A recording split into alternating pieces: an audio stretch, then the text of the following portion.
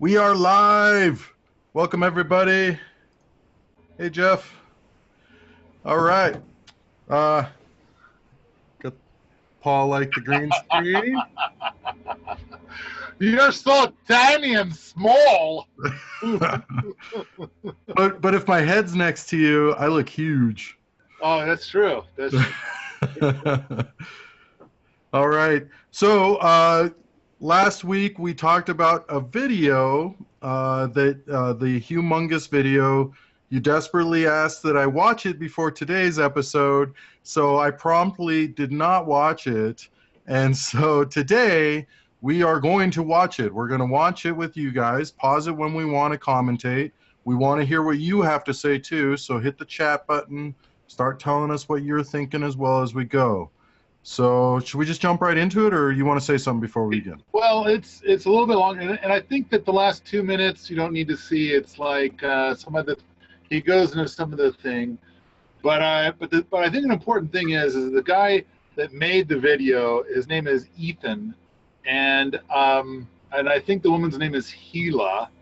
And I've seen some videos about Ethan and basically talking about how this guy is basically considered to be the voice of integrity on YouTube. And so I've watched like maybe a dozen of his videos, and I kind of like the guy's style. It's pretty low key. He calls his channel like Goofs and Gaffs. But pretty much, you know, what he does is he kind of points at stuff on YouTube and makes commentary about it, and I like his style seems pretty simple and clean to me, as in, like, you know, when it comes to ethics and integrity and stuff like that. I kind of like what he said on several different points. He does some silly stuff once in a while, which I hardly encourage, but he's doing pretty good. I mean, the guy's got 4.5 million subscribers on YouTube, far more than we do. Yeah. This video has had 4,600,000+ views. Now, I guess the reason why I want to watch this, the reason why it's important to me during a permaculture show, is we're talking about community, and it's like I want to go through this. And first of all, part of permaculture is social justice, and it's kind of like, but from community, I think the thing to observe out of this is to keep in mind, who are your people. It's like when you're bringing people together, you don't try to do a recipe where it's like, let's bring 20 people together, 20 anybody's together. That's a recipe for disaster. You want to bring together 20 people that are extremely like-minded, that, you know, very, very similar to what your own philosophies are, your own this and that and the other thing. At the same time, you need to have a certain amount of diversity in your audience, or not in your audience, in your community. Some people are into gardening, some people are into cooking, some people are into building, some people are into money, some people are into whatever, and then this can be a cohesive group. But there are certain standards that the group need to adhere to. And the thing I want to point out is, effectively, there are two groups. And there's going to be, there's Fred. So there's two groups of people. There's going to be her group. So it's about a woman and a man. The man calls himself Hugh Mungus, and the woman's name is Zarna Joshi. And she is an advocate for a lot of social causes. And so within her group, she is revered as a leader. And then this humongous guy, he ends up being alone in this until the internet discovers him. So those are, the thing is as we watch this, I want to observe, and then when we're done, I want to make some points. Okay. And I think it applies to community in permaculture and what we're going to talk about. A couple things I want to mention. One is that when you say social justice, I think that word has been bastardized. Sort of like if you think about, okay, so the way people manipulate words like the Patriot Act. If you don't follow the Patriot Act or fall in line or vote for the Patriot Act, Yeah. you're not a patriot, which is total bullshit. If you would have went against it, you're the real patriot. That kind of thing. Yeah. And I think that you get that same kind of thing with social justice and with a lot of all the other words.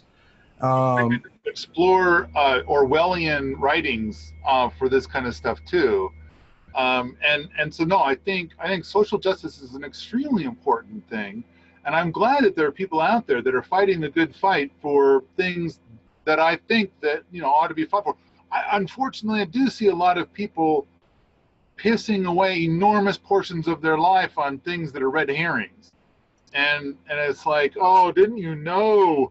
So and we could talk about those kinds of things another day, but the important thing is I think social justice is very important. This person sees herself as a social justice warrior, and I think that the world needs social justice warriors. Unfortunately, this I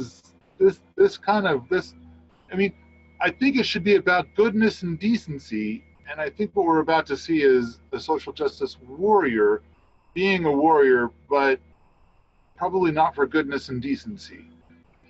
Yep. But It's been bastardized, just like I'm totally for feminism, but not the kind that there is now. Like it's just been taken over by bad people, I think. And so it's anyway. oh, that's complicated too. I think that there's a lot of really wonderful people who have been misled, and I think that but I think some of that's unraveling in the last year especially. Big time. Big time. All right, Fred, have you seen this humongous commentary video? I've not seen any humongous. All right, perfect. Okay, so Paul is the experienced humongous video watcher in this. This is how we're doing it. Fred and I have not seen this, so this will be our first look at it and our first impressions. So Fred and Paul and myself will stop the video whenever we say. So just say pause, and I'll pause the video, and then we will talk about it. And yes, Julia, oh my God, we are still talking. Are we still talking about humongous? Yes, we are. Julia, I hope you watch this in case you haven't. And it'll be over here it'll be over in a little bit. There's really just a couple of important points I want to draw out of this. And this is a catalyst. I'm not, but anyway, there are important points here. All right, so guys, you watching, hit the chat button and start talking, and we'll say what you say. All right, here we go.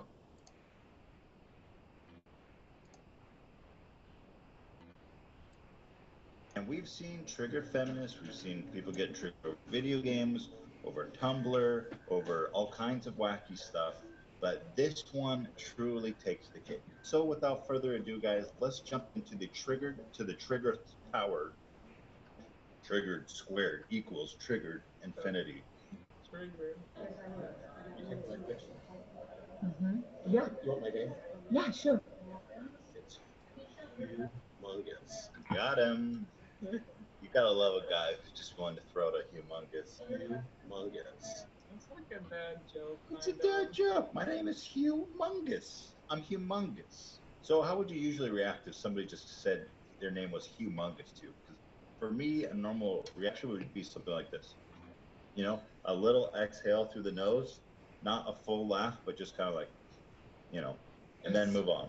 That's how you react to any dad joke. But how does a social justice warrior react to humongous? Well, the results may surprise you.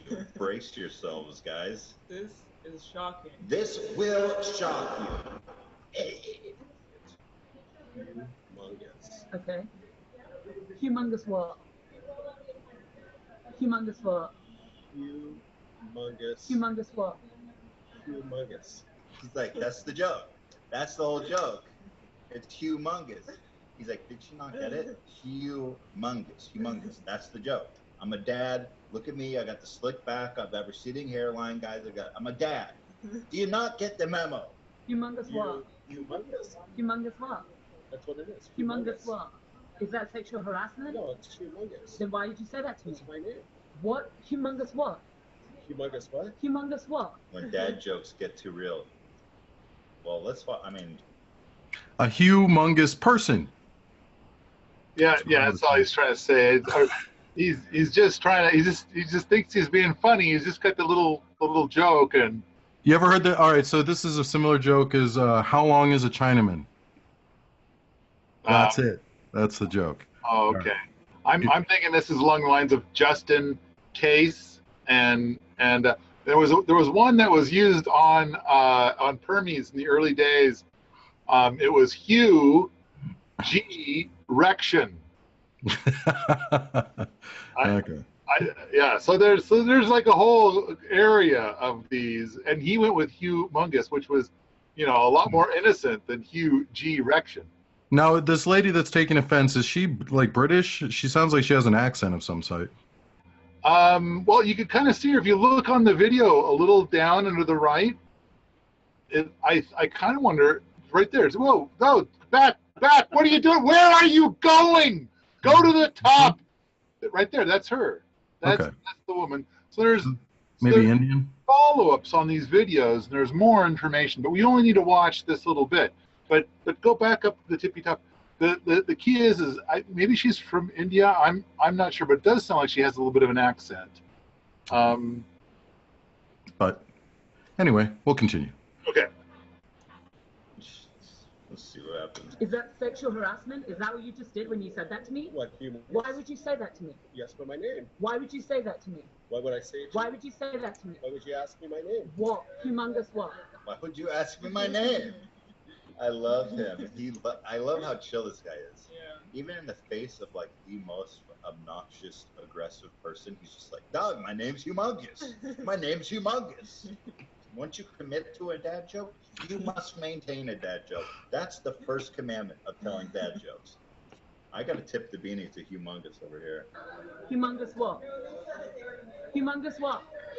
Humongous what? This person just spoke to me in a sexually harassing way. I did not. Yeah, he did. Way to fucking go from 0 to 1 billion. Oh my god. I just got sexually harassed by this guy. The police step in, they're like, "Oh my god, what happened? Did he grab your fucking, did he like punch you in the vagina? What happened? Can we get the SWAT team over here, please?" Person just I feel like this video perfectly encapsulates how crazy the social justice warrior shit has gotten, how sensitive these people are. And here's the craziest twist. She's the one who uploaded this video. Oh yeah. She was so confident in her belief that she was sexually assaulted that she uploaded this to YouTube. That's crazy. Wrap your head around that. Let's proceed. This is just the beginning. Okay, pause. About to boil over. Wow. So I just want to point out, we're about to see, she's there with like maybe 20 or 30 of her peeps. So she's got her peeps with her, and she's their leader. So she's got a community. She's fishing. Well, okay, maybe.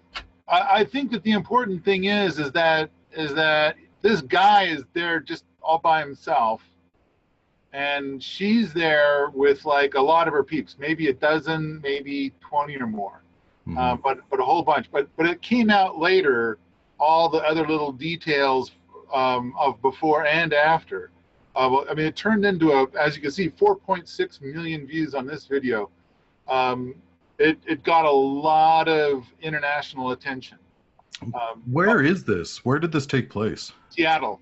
This is well, that kind of answers it all. They're standing outside the Seattle City Council chambers, and this is immediately following a thing in the Seattle City Council where both of them got up and commented on building a new police station, and he was thinking that would be good. He lives in the neighborhood, and he's thinking, yeah, that would be nice. And while he was saying his bit, her and her people kept interrupting him, and he kept kind of letting himself be interrupted by them. And then the city council people said, we're going to give you a little bit more time because you're interrupted so often, which we normally don't do. And then her people got up, and they were like very screamy, at the city council. But all that doesn't matter really. But let's go ahead and proceed. All right. He did. He said, do you know what my name is? And I said, what? And he said, humongous. What? Yeah. Yeah. What? Yeah. Yeah. She reacted as if you fucking punched her in the vagina. Okay, pause. He keeps saying this punched her in the vagina thing. Like over the next several minutes, he's going to say it many times. And I'm kind of thinking like, I wish he had come up with some other awful thing to say, but there you go. This is what he's going with. And then of course the what? This is kind of what you expect from your community is support from your community. Yeah. I mean, she's acting as if she's said this to just random people, and they are like, oh my God, no, these aren't random people. These are people that follow her and are into this thing. Yeah. Yeah, I don't know what I get what he punched her in the vagina. Yeah, you could have said something better. Yeah. It's not even very poetic. It's not very funny. Right. I think he's thinking it's funny. I didn't find it very funny, but okay, he's gonna roll with it. And yeah, Julia, it's I think that this guy is kind of saying something. It's as offensive as grabbed her by the pussy, but I think that this is probably this video probably came out before the whole grabbed her by the pussy thing came out. But he's trying to find a horribly offensive thing, and I think later that's what he says is, yeah, it's so ridiculous. Yeah. Who would do that? Exactly. Exactly. It's that shocking. Who would do that? Yeah. This person just sexually harassed me. I said I'm humongous. Yes. Yeah, that's right. I love how he's still committed. I said I'm humongous. Love this guy. Humongous what? Humongous. So now you're actually pointing to yourself. You're actually pointing to your body part. Even if you went, I'm humongous. My dick is humongous. Sorry, lady. It's still not sexual harassment, and you still didn't get fucking kicked in the badge. It's a bad joke, maybe.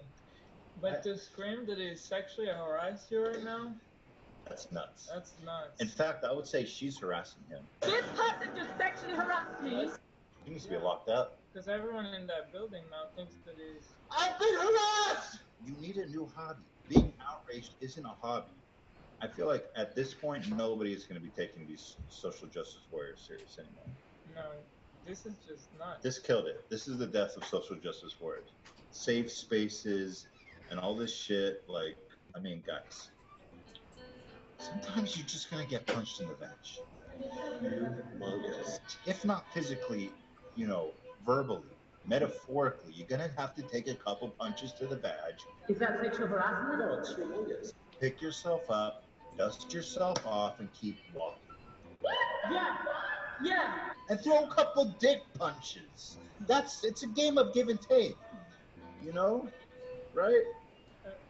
Yeah, exactly. I'm right. Exactly. She agrees. I have a woman. She agrees with me. Don't you think there are a lot of dick punches? Like we put up with quite a bit of dick punches, and we're not screaming sexual harassment. I think Conan O'Brien, there's a thing on YouTube from Conan O'Brien where apparently like a U.S. senator referred to a group of women as a bunch of vaginas. And Conan O'Brien said something like, that is far too rude. That is way too much to ever refer to anybody by some sort of sexual organ. That's just being a dick. Yeah, exactly. So, but we do have that stuff out there. The whole, but yeah, the dick punches. I do think that in this era, men are made out to be a little too disposable. I mean, there are some men's issues that I think do warrant some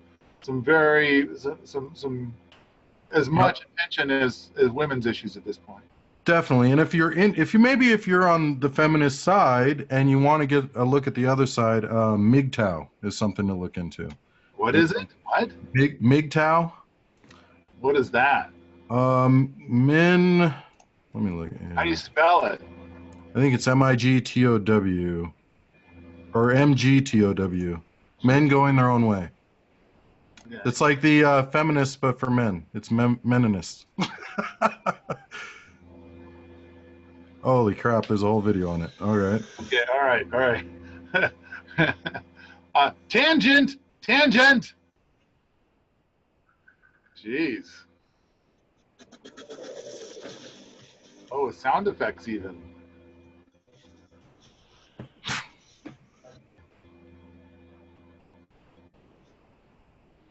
All right, let's go back. I want to finish the video Yeah.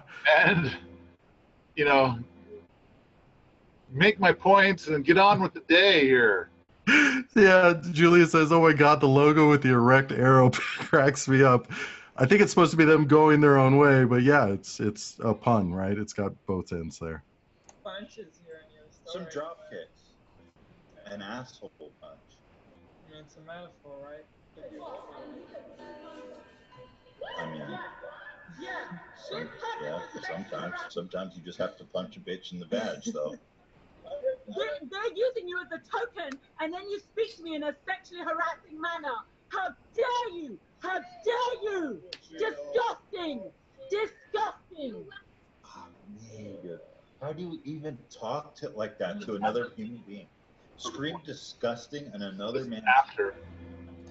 Yeah, this guy should have just walked away. Maybe found the nearest bailiff and been like, "This lady's harassing me." I think what we see is this is a nice man, and I think a big thing is like there's a bunch of YouTube videos that are about like how you should never talk to the police, and the thing is that lovely people, if anybody asks a lovely person a question, a lovely person wishes to be helpful and answer the question. And say, "Oh, you want to search my car? Okay. You want to, whatever, okay."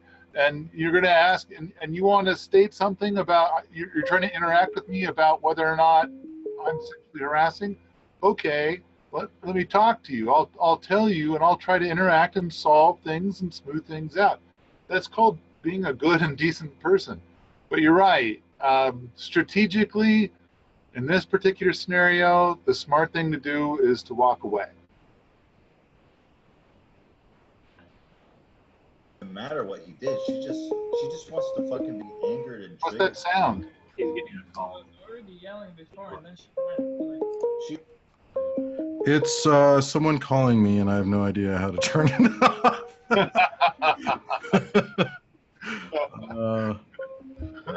Where's the piss off button? Yeah, really. Yeah, I got no idea where this is coming from. It is really annoying. Hey, it went away. There! Patience won out. She kicked it up from a 9 to an 11. Yeah. She just dropped a dad joke's gone wrong, dude. It got very wrong. It's crazy. I wish I could see what she looks like, dude. I think I know exactly probably what she looks like. Disgusting! You just abused a woman! You just abused a woman. I'm so fragile and gentle, and you just told me you were humongous, and you need to go to prison. It's almost like this like neo-feminism triggered social justice worship. It's not even feminism. It's just like a cult. The cult of being offended. The cult of outrage. Feminism is great. This is a fucking... This is insane. You just abused a woman and you have the audacity to say that God matter? How dare you? How dare you, you disgusting person! He's just so Disgusting speechless. person. Oh my god. A little too much. Bitch, get some perspective on the situation. You're yelling and screaming in his face, calling him a disgusting person. When there's like 1 million people watching there. In public. He has calmly made a dad joke at you, not raised his voice, and you're accusing him of harassment? Disgusting! Don't touch me! Don't touch me! Are you going to do anything about how he sexually harassed me? Are you going to do anything about her sexual harassment? Are you going to? I need to go. He's asking me to leave after I. She doesn't need social justice. She needs therapy. Years of therapy. Her handle, like the cameras unstable. The triggering meme is real. That's actually how they get. It's not even a joke, dude.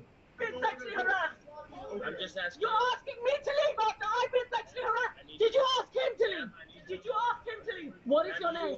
What is your name? Breaking our building rules. You're being. No, sorry, no. What is your name?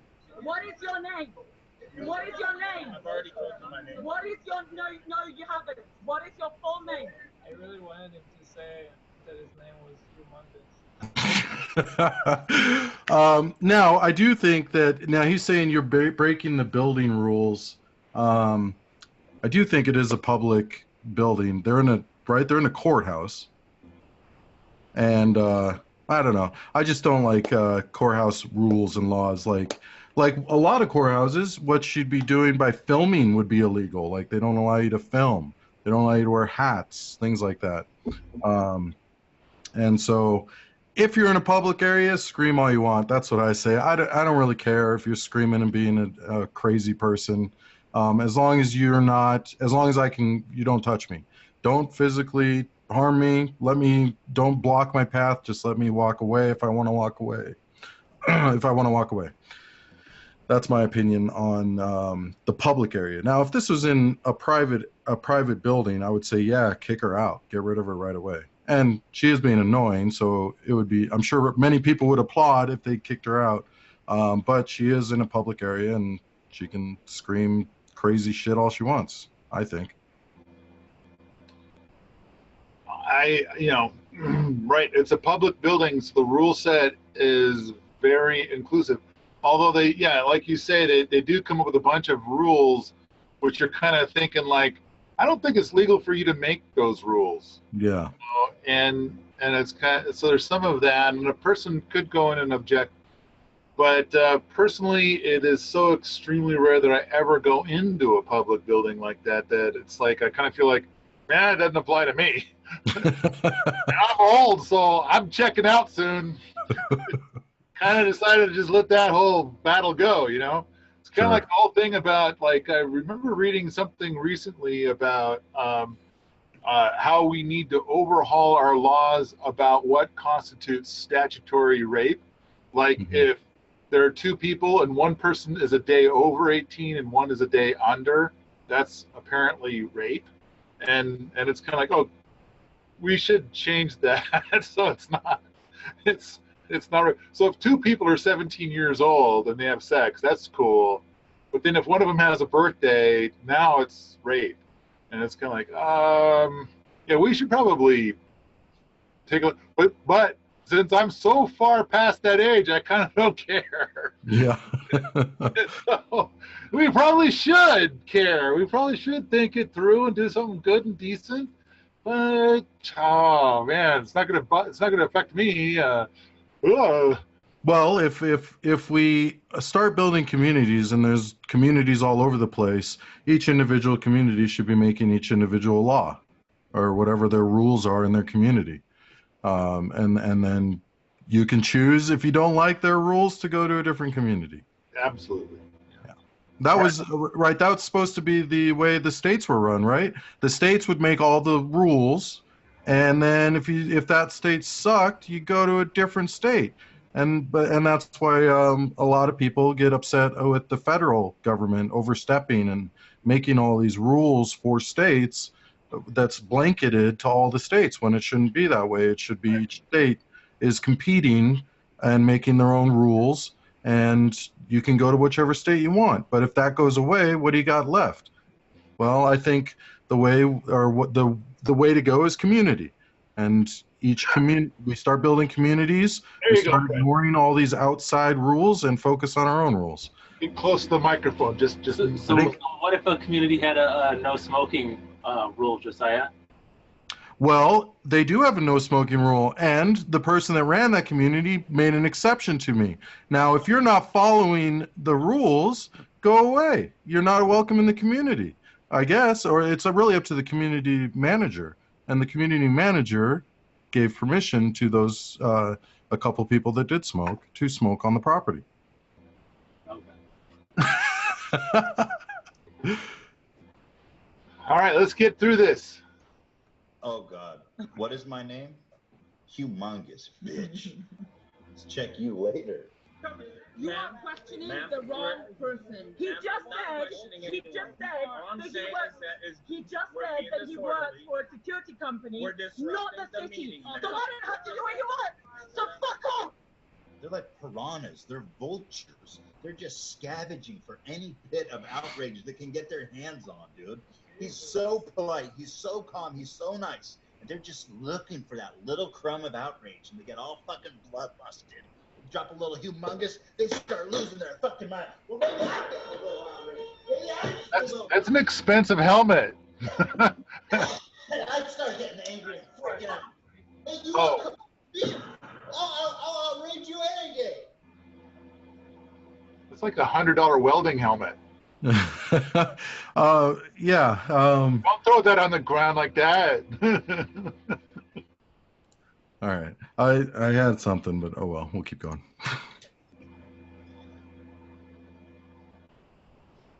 It's not right, dude. I just wanted to tell a fucking dad joke. All he wanted to say was his name was Humongous, and what now all of a sudden is a fucking nuclear holocaust down at sea. I wonder how much in society, because you hear the nagging wife, you hear that complaint from a lot of men, and it's like, if you nag someone enough, or if you're with a man and you're nagging them enough to get what you want, or maybe you're a child and you're nagging your parents enough and the parents are giving you what you want, it's just going to encourage the nagging and the craziness. And I wonder how much we're putting up with that in society in general, where it's like these people are just nagging me, so just give them what they want so they shut up. And maybe that's how we've gotten to where we are.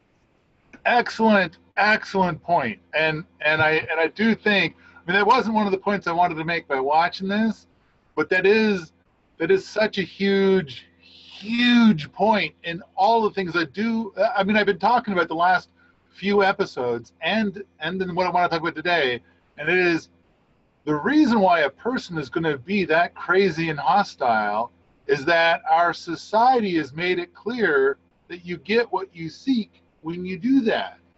And so if you go and do what she's doing, generally that kind of behavior is rewarded. And it's because a lot of people, it's not that they want what's good and right and decent, it's that they just simply want some peace. And just, what will it take to get her to go away and leave me alone and I can have some peace back? So they'll give her something to do that. In the meantime, other people that are speaking calmly and rationally and being good, wholesome, decent people don't get what they were looking for because they did not activate crazy mode. And so Julia's saying, I'd say yelling "fuck you" to an officer will lead to an arrest, not any particular reward. I don't think that guy was, I think he's just a security dude. I think I saw an officer in the background.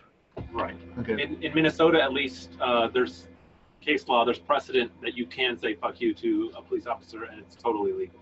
Well, that should be everywhere, as far as I understand. Like freedom of speech, you should be able to say whatever you want, without. There's a difference between action and saying, and saying whatever you want. Fuck you to a police officer. I mean, there are some exceptions, like you can't threaten the president of the United States. Well, I would argue that you should be able to. Right, but our current laws say that you can't do that. Right. So there are some exceptions to what you can and can't say. And I remember watching a comedian recently, and he said Americans go on about how it's the land of the free and we have freedom and all this stuff. And he says, you think that you're free? Why don't you go to Amsterdam? And it's like, he says, I could be fucking a prostitute and smoking some weed and blowing it in the face of a cop, and he won't do anything. You want to talk about freedom, you go to Amsterdam. And I thought, wow, That is a pretty good point. I think is it Greenland? I think Greenland might be they were trying for they're pretty much or pretty close to an anarchist law. I'd have to look that up again. Like an anarchist system, but probably the closest, and also a very small population of people. So we can stop the video now. We can Okay. stop the video now if you want. I mean, we could watch. There's only a couple more minutes left, but I think that the biggest points that I wanted to convey there is the level of hostility that she brings to the table, and that's I'm gonna probably come back to that here in a little bit. But on top of that, in the world of her community, the way that she is speaking and behaving is revered, is amazing. And that's why she posted the video to YouTube. She posted the video to YouTube, and then on Facebook, I believe, she got like hundreds of accolades. People were just like, you are the best. He was horrible to you. He was so awful and mean. In the meantime, the guy, at this point in the video, the Hugh Mungus guy has left. And he was all by himself, and he thought that was the end of it. And so, I don't know, I kind of felt like him walking out of that building was a walk of extreme nobility. I mean, I think that guy is, in a way, a modern-day superhero for not responding in kind, for for keeping it cool and demonstrating how to be a good and decent person in the face of awfulness. Because I think we all look lovely until the shit hits the fan. And then when you have something like this, it tests you on whether or not you are awesome. And that's this guy, not only did he pass the test, but he was recorded passing the test. And so this guy has earned a pedestal. Sure, I would say I agree, but I would also say that he passed the test in an environment where it's much more on his best option, or it's much more his best option to pass the test there. There's officers around. You're in a courthouse. If this lady would have come screaming at him on his property or maybe just on the sidewalk or something, he might have reacted differently than being surrounded by a bunch of officers and people in a courthouse. Maybe. But I think it's very few people in that exact scenario at that exact place surrounded by authorities. And a lot of times you get into a situation like that, and the authorities might not behave the way that you would think. In this case, they did. I mean, I think that there's two security guys that are there, and I think we've seen one now, and there's another one coming up in a moment. And they both kind of seem to be looking at this woman like, "Oh, you're the problem." Yeah. And you keep telling me I'm the problem and he's the problem. And no, I think it's you, and maybe your friends too. I think I would have reacted similarly to the way Humongous there reacted. However, crazy bitch would have definitely come out of my mouth. That would have been you're a crazy bitch, and walked away. See, now I admire that man. I don't know if I could be that smooth as that guy, and for a while there he was still smiling and stuff. But okay. Thomas says, look at the film The Red Pill. Yeah, there's a new movie out. It's like probably one of the top documentaries out right now, mostly because it was banned in a lot of places. But yeah, that has to do with The Matrix. Well, the name comes from the Matrix, but the movie has to do with rape culture, and so this woman goes to make a movie about rape culture, and she's a doctor. I remember this. Yeah. and the movie ends up different than what you might think. I watched it. I thought it was pretty good, but it's banned. It's been banned in so many different places, and the fact that it's being banned is a big part of what's making it so popular. Yeah, that's what always happens. Yeah. So I thought it was well done. I thought it brought up a lot of really good points. Yeah, I think she did an interview with Stefan Molyneux. I remember hearing about did an interview with him talking about the film and her experiences and why she went from the one point of view to another after doing the documentary or researching it. So the important thing is that woman is considered a leader in her community, and I think that man, in my mind, in my view, ended up being extremely noble in my mind, and I'm not sure I could behave as well as he did under those circumstances. And, so now I think there's two ways we can look at this from the community. Like, what does this have to do with community? One is from the leadership point of view, and the other is just interacting with other people in a community. I think one of the points to make, and I'm not sure if I've made it in this series yet, and that is like Diana Leaf Christian on in her community, Earth Haven, and you got her book right there, man. Then they kept having decisions made by hostility and crazy, because it works, and the people that were on their board or whatever, they pretty much just wanted peace, and so they're kind of like, why not just give her what she wants? That way we could go about our day and have a lovely day, instead of like knowing that this is going to go on, because she's not going to stop until she gets what she wants. And so basically it turned out to be it turned out to be that the decision-making process went from being a consensus process to being a hostile and crazy process. Whoever brings the most hostile and crazy to the table directs the future of the community. I know that in software development, one of the most popular software development techniques is called test-driven development, where you create the tests and then you create the software that passes the tests. And but most shops use a process that's called asshole-driven development, and that's where whoever is the biggest asshole determines. Because what happens is the rest of the group has come to the conclusion: I get paid the same no matter who makes the decisions. I don't give a shit. I just want to get paid. I'm just here to get paid. It doesn't matter whether I create good software or bad software. All that matters is that I get paid.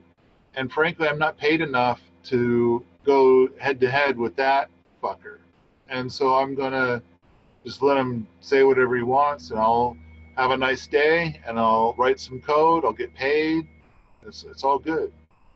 And so I think that there's, and really it needs to be about goodness and decency. And a lot of times what's going to happen in community is that you're going to have some people that are going to be, kind of like level 1 or level 2, and they've got 10 minutes of knowledge on a subject.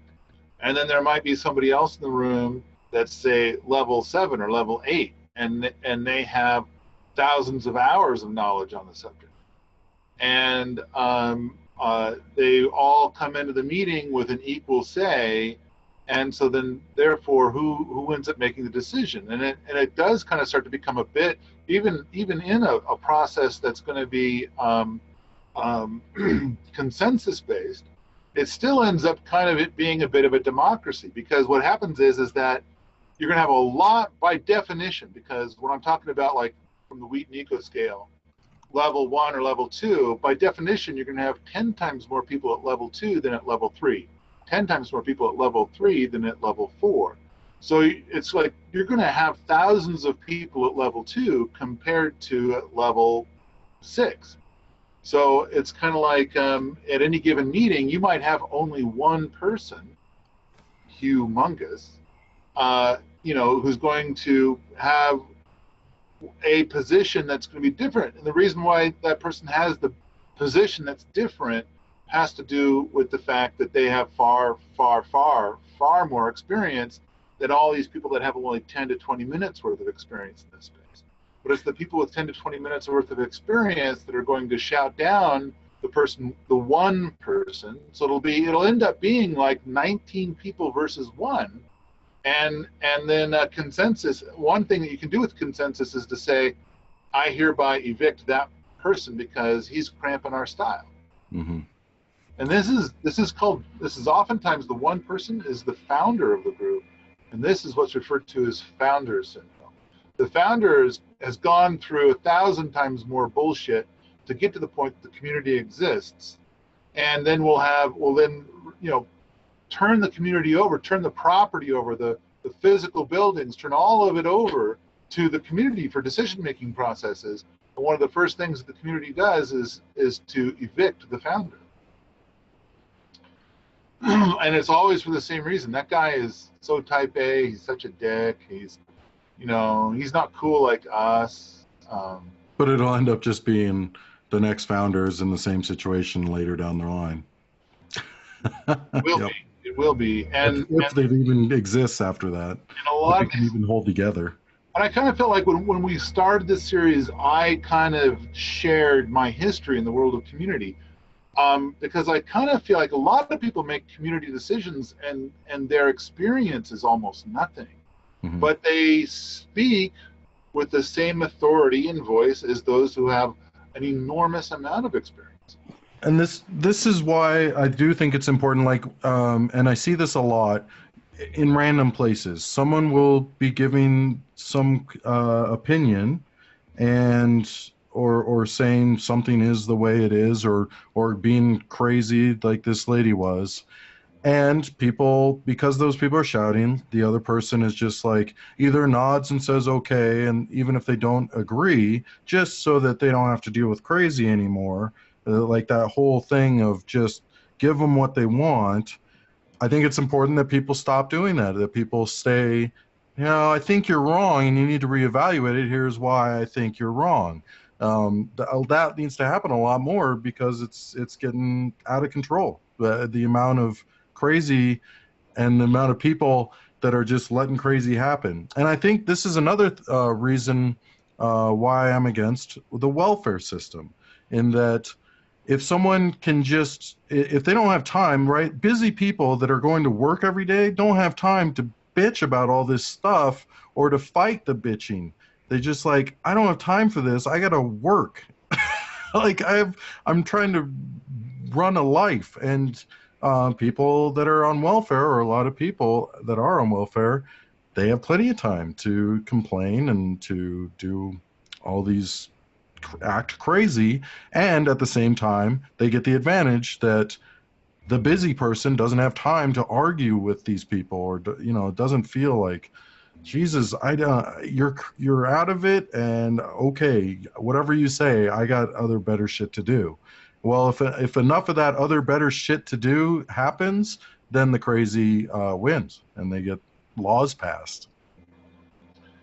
So stepping around a lot of that, but coming back onto community stuff, and specifically, I mean, you were here, you and of course Fred witnessed some less than kind stuff, and it's kind of like, all right, and this happened. It's unfortunate, and this is a bummer. And so, and as always, I mean, there have been times when we've had some people here that were less than kind, and they've left. And I like the process of self-pruning, but there have been, I think, 4 people that I have directly asked to leave. Like, you have to leave, and you have to leave right now. But that's, I mean, 4 people out of, I don't know, 400 or 500 people that have been through here. That's not too terribly bad. Yeah. it's, but I think a more common process is that somebody comes and they're not a fit, and they're going to self-prune. They're going to be like, this place is shit, and it's because of a difference of value set. And I imagine that if, over 10, 15 years, you could get to the point that both parties have a very similar value set, and things could be worked out. But it would be a long and probably painful process. Or a major learning process for the new party. And they're going to have to be open to learning. So, Fred, what do you within the community, when someone is complaining about something, do you see that other community members just nod and agree even though they don't agree, or do you think that they're actually standing up and saying, wait, now you're wrong here, this is something that's wrong and this is why? I mean, I think both happen. I don't know, depends on who's saying something and how crazy it is. Okay. So during the PDC, there was some weird stuff going down, and I mean, for every PDC we've had, there's been some nuttiness. But this time it was like kind of as opposed to the past, it's like everything was pretty upbeat and fine. And there's then somebody, usually it's alcohol related, and it's like, okay, and it's like every PDC I've been to has had something, and it's sometimes more, sometimes less.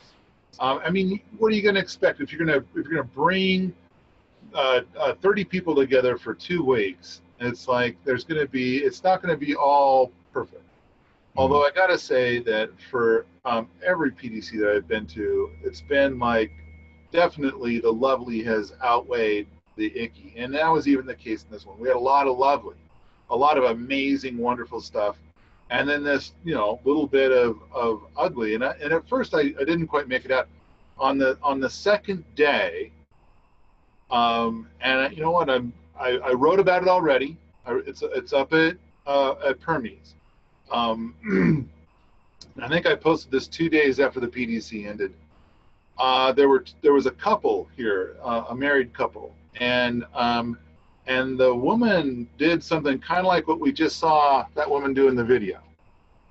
It was up there, and it was aimed at me, and I thought I handled it really well. I thought I was up there on the scale of humongous, and the cook that just happened to be in the room at the same time, he fled. It's because, kind of like what you were saying, like if somebody, why didn't that guy just leave? And it's like, that's what the cook did. So now you can imagine, so then then the husband came and, similar, not as intense, but similar. And it turns out that there were things about their personal lives that I did not know. And apparently I was pushing this button in their personal lives and I didn't know it. And so then we got it all smoothed out, all worked out, made it, changed the deal because they asked for the deal to be changed, and proceeded. But after they had brought that level of anger and hostility, I think that they felt some pretty powerful shame about that. And so then they're trying to like save face or something. So anyway, they found a nit to pick, and they shared it publicly with all the other students and tried to rally forces. And this was this little undertone thing we've talked about a little bit in the past episodes. And it's kind of like, really? This is really? And this is that whole thing of like the students telling the teacher how it's going to be. Uh-huh. And it's like, ugh. So we finally got through the PDC. And on the last day, I asked same thing I asked at all the PDCs. It's like, okay, name one thing that you thought was lovely about our PDC and one thing that could use improvement. And so then the husband made it clear that my existence was a massive negative. And it would be better to have an event that didn't have my existence in it. So Well, then don't go to one of Paul's events. well, and well, anyway, yeah, I think so. So basically, that's what I said. Is it's like, well, I think that a possible solution would be that I would make it clear that I live at my house, and try to do more to project who I am and warn people away, give them more information on how to. So he couldn't wait. I think it was 2 days later, he and his wife came out with a video, 12 minutes long, about what an awful person I am. And it seems like the substance was, we don't like him, and he locks his gates. I think it was 12 minutes of gates are locked, and we don't like him. We like everybody else that we saw there. We like all of his friends. We like all of the instructors. We like, but not him, not his place. And so it's like, I think that's the gist of the video. Am I leaving anything out?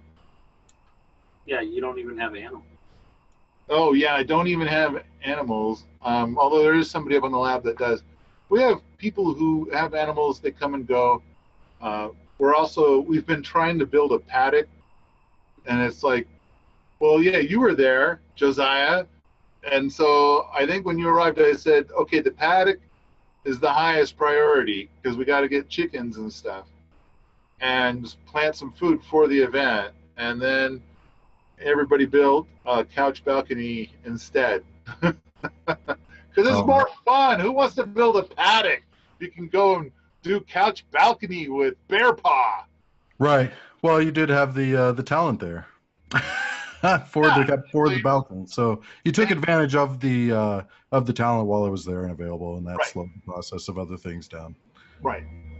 But okay, so there was and basically I turned to it and say, okay, look, I do live here, and as you can see, some people don't care for my existence, and so perhaps you would agree with their analysis, and in that case, you wouldn't want to come here. And the hilarious part of it is that this the woman contacted me months before the PDC and said that she'd come and make these videos, because she has a YouTube channel, and give me good PR in exchange if I'd let her come. And so I think the moral of the story is that she didn't quite honor her end of the deal. I don't think I got. I mean, I think there was some lovely PR for the event, but I think the last video about how awful I am might have started. Now, and then the other thing is that it's kind of like there's just the list just kind of went on and on. Like, for example, she had her kids with her, and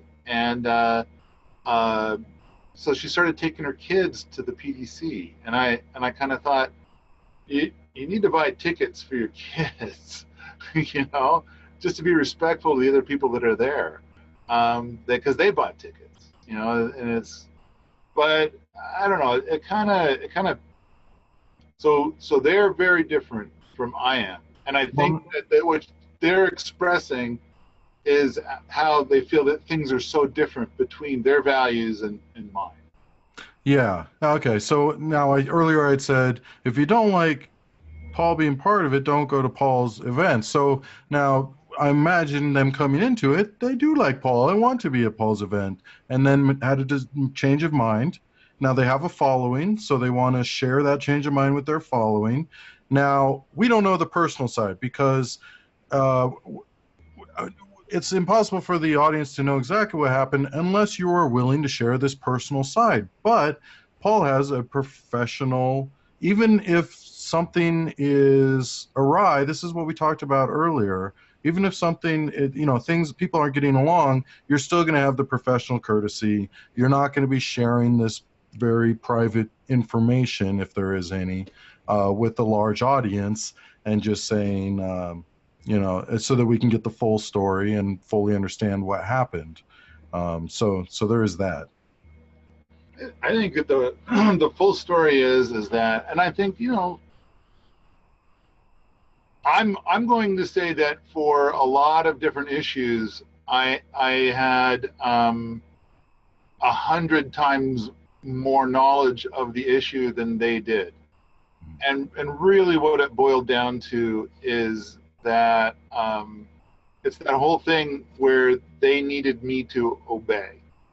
They had made a decision, and somebody had warned me before they arrived that they've got a little bit of diva syndrome going on because of their YouTube channel.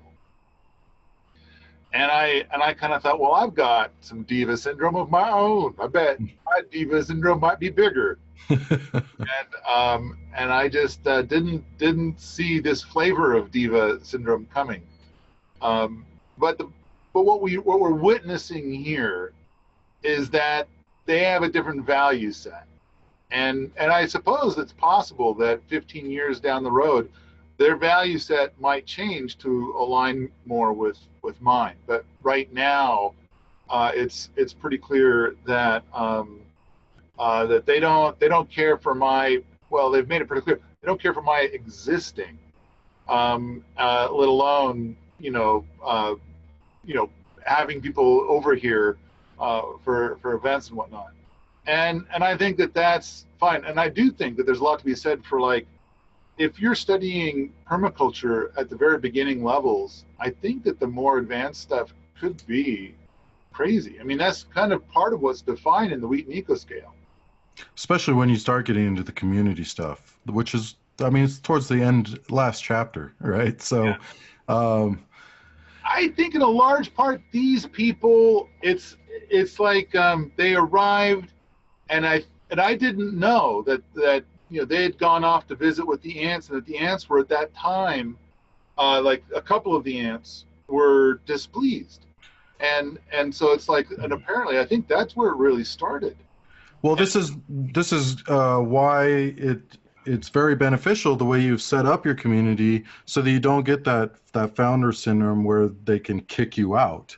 You've set it up so that it's like, this is how we're going to do it, and you're more than welcome to be part of it, but if you're not going to like it or not going to do it, you can go away. I don't have to go away, even if you have a consensus. Right. And I think, and I thought we had a really good system. And I think the fact that there are ants that are displeased, that shows that my system still needs optimization. Oh, of course. Yeah, and so it's on me, really. No matter how you say it, because what I want is I want to have 20 to 30 people living here, moving all of permaculture forward. Like, not just doing permaculture, but discovering the future of permaculture. That's what I want. Well, once again, I think you have it. You've gotten what you want. Not all of what you want, but a big part of what you wanted was to test things, to build a community where we're going to try things out so that the rest of the world that wants to build community can learn from everything, that the goods, the negatives, and the positives of Wheaton Labs. And this is just one more of those. Hopefully we get to a point where we've got a dozen people that have been here for more than a dozen years. Yeah. And so I think as I tried to gather data, it's like during the PDC and after the PDC, I tried to find out what on earth happened here. And I think part of it was that some of the ants came for the Ant Village Challenge, where somebody is going to win the Ant Village Challenge and get a deep roots package. So they get to have an acre for life.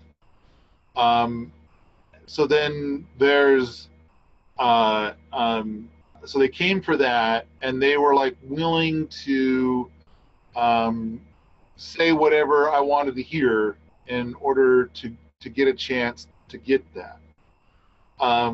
As opposed to authentically believing the stuff that I said in the podcasts or whatever. I don't know. I thought these guys were really my peeps, and they were going to be here for many decades. And And so it was painful to me to hear that any of them wanted to leave. I mean, I do believe there was one person where I was thinking like, yeah, that person's going to self-prune. That person's not making it. Mm-hmm. And so they're going to go. But there were a couple of people where I think that they are doing amazing stuff, and they're really close to seeing the permaculture dream. And when I found out that they're talking about going, then that pained me a lot. I was kind of like, oh, no, don't go. But and it's like, why? And I think that the closest thing that I got, because sometimes you hear something and it's kind of like, that must not be the real thing. That must be like something that they're saying because of something behind it. And so I kind of got the vibe that the big thing was that because it's a rental. Mm-hmm. And they don't, I mean, and it's like that whole thing from, when you're young and you rent, don't ever improve a piece of property, because then you the landlord will jack up your rent. Jack up your rent, or when you go, or or for whatever reason, when you go, you can't take what you've built with you. So I kind of feel like an important message to them is like, because then of course the landlord in that case is doing it to make money, and I kind of feel like, okay, if I wanted to make money, I don't think I would do this. In fact, I'm not making money. I'm doing this because I'm bonkers about permaculture, and what I want are people that are going to be here for decades. But at the same time, I don't want to perpetually forever subsidize the project. I want it to get to a point where it's self-sustaining. And then these guys, like one of them says that like he looked up the property taxes on the property and all of their rents don't add up to the property taxes. And that another one says, well, I got an idea of how much is paid to take care of the poop that goes into the Chateau des Poux, and that's less than the amount we all pay for rent. But they're also not taking into account the fact that one of them got free rent last year, and several of them paid only $200 for rent last year for the whole year. And so it's like, but it's anyway. The bottom line is that they're thinking that I'm going to keep jacking up the rent. Like I'm going to go to $500 a month. Man, that's a nice place you're living in right there.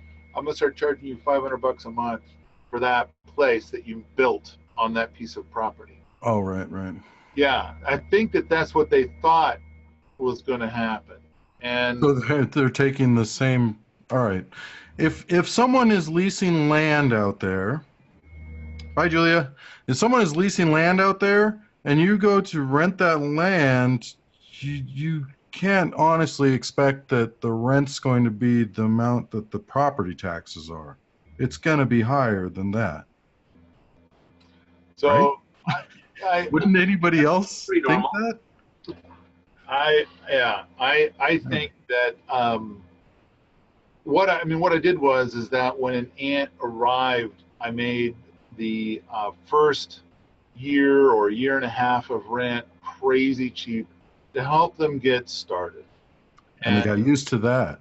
And I think that they want like free rent for life, or they want only $200 a year. But I made it clear that it's like the regular rent is going to end up someday at around $2,000 per year. Right.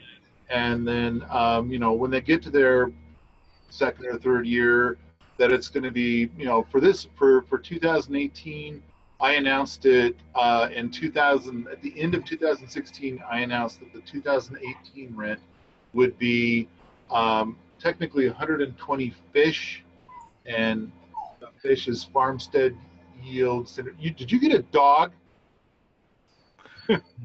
It's someone visiting. It's their dog. Sorry for the distraction. All right. I know you were talking about possibly getting a puppy. So, but it wasn't that one. I did get a puppy though. Anyway. Okay. All right. So basically, 120 hours of work in exchange. And I'm thinking like, yeah, I'll get my projects done. And some of the projects that need to be done are for Ant Village.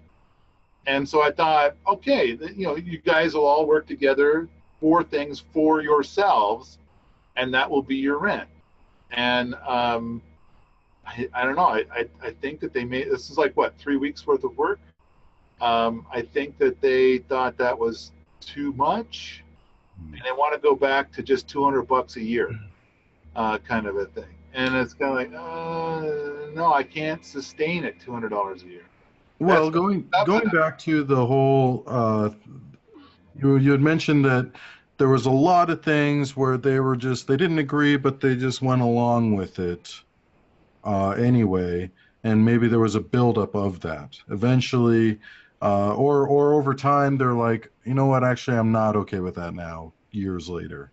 And so there's the big lesson, right? That for people coming to a community, is that if there are things you don't agree with, voice it right away, so that an understanding can be made right away. Well, and I think as Diana Leaf Christian says it, make it really difficult to get in and really easy to get out. No. And I kind of feel like the process of getting in is possibly not a really great process. A lot of the things that Diana advocates are things that I've seen not work out well. And so I thought that the listening to 200 podcasts in theory gives a person, the other thing is that a lot of people wanted to be here, so they forced themselves to listen to the required number of podcasts. And now in hindsight, I kind of wonder if like the thing to do is to say, have you listened to the 200 podcasts? How many podcasts have you listened to? Oh, I haven't listened to any. And it's like, okay, I don't think this place is for you, because now you're just somebody, and you might listen to the podcasts just to jump that hurdle, as opposed to like there's thousands and thousands of different podcasts, and you've rejected all the ones except mine, and because you like mine, what mine has to say, and you want to come here because you listen to the podcast. Now you're deciding that you want to come here, which is different from like, I heard of a deal where they've got super cheap land. All you got to do is listen to this dumb fuck talk for a certain number of hours. And then, of course, a lot of the things I heard were people that were like listening to the podcasts at like double speed, like they could crank up the speed. So technically they listened to it. They may not have understood anything that was said, but technically they listened to it. I do that. I do that. Especially if someone is like from the South or a slow speaker, I'll crank it up. But anyway. So I think the thing to do is we need to change this entry process a little bit. And I think the number one thing to do is going to be to make a short list with links to some of my essays. And these are my philosophies for community. And then have a questionnaire for them for each of those points and say, what's your philosophy for community? Have an essay that they submit to you. Right. And it's like, just give me a few sentences on your philosophies in this space. And this is a process to see if we are a match. Well, in my applications, I ask for more than that. I read, because it's, anyway, I do want more. I want them to really spell it out for me, so I get you can write 20 paragraphs if you want, just really spell it out for me so I know exactly where you're coming from, and I'll do the effort. If it's an important enough thing that they're applying for, I will do the effort and read it all and make sure that's the right fit. I think this would be a great topic, is intro to community, how to do this for a future episode. Or ways to do this, and not only intentional community, but online community, things like that. Wow. Okay. Well, online community. Of course, I've got decades of experience with that, and the only thing we do is we tell people, do you agree to be nice? And that's I saw that. Words. Be nice.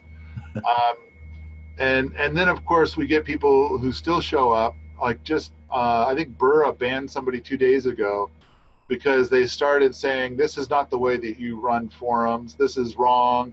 You can't tell somebody blah blah blah whatever it was, and Burra just banned him. Although I think when a lot of the times when somebody gets banned, we know they're going to go and create a new account like the very next day. But I think part of it is like maybe this time you're going to be a little more respectful of the be nice rule, you know, and what exactly does that mean? And you know that IP and MAC addresses are tracked, right? Like you can. Don't I people can wear tell. secrets, man? I can tell if you're the same person for the most part, unless you're going to buy a whole new device just to get in the form. Anyway. Okay, so tv.permaethos.com, guys, to watch previous episodes or to watch this one again, or you can check out the podcast on iTunes and YouTube. That's all I got. What do you guys got going on for closing here? I think the Jamboree, we've only got a few days left in the early bird price for the Rocket Mass Heater Jamboree. And it's almost sold out, isn't it? No, it's not okay. sold out. It's not even close to being sold out. We've got the seven top innovators in the world coming here, and they're going to, several of them are going to teach workshops before the innovators event starts. And so like we're going to have 2 days of like 4 events in parallel. So what we're trying to do is make an event that's worthy of a plane ticket from Europe. So like somebody might fly across a big ocean in order to come to this event. And I think it's that caliber that we're creating. So that's the biggie that we got going on right now. And of course, we're selling the video from the PDC, the ATC, and there's one little hour-long bit where you can like see the drama unfolding. The rest of it's lovely. And also, you can get a full tour of the property. It was a pretty cool tour. Yeah, 5 hours of 5-hour tour. Yeah. So, and then there's all the DVDs. Wait, what about them? Blah blah. You can stay longer. Oh right.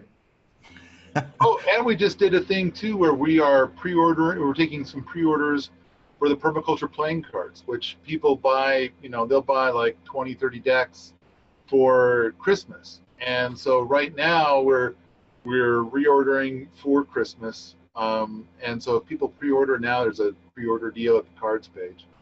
And also, if you guys didn't know, if you are a supporter of Paul's Patreon or if you're a Permaethos customer, you get invited to a separate, it's not just like Facebook Live, it's a separate program where you can ask questions, leave chat, and after every show, we stick around for a couple minutes and chat with everybody about anything they want off recording, off screen. And so support the show. So tv.permaethos.com to support the show. Patreon, look up Paul Wheaton on Patreon, support him, and you can get into that special access. All right. It's a wrap. Hey, are we talking about community next week? How far into the list are we? That's it. We're done with my list. I've covered all the stuff I wanted to cover, unless there's something else you want to cover. Well, I do think it'd be cool to talk about entry into a community, and that might be, I think that's going to not a full show. That's going to be like discussion as we go. Okay. So maybe let our Patreon peeps and your peeps, the people that are on the chat thing, let them talk about what they want to talk about. You know. Yeah. Give us ideas. We're always both of us are always open to emails. You can email us anytime or just put it right here in the chat of things you guys want to talk about, and we'll talk about it. Don't email me anytime. Right on the forums. You can email me. Oh, yeah, sorry, forums. It's the same thing. You get an email every time you get a forum message. Okay. It's not the same, I know. All right, guys, thanks. We'll see you next week. See ya.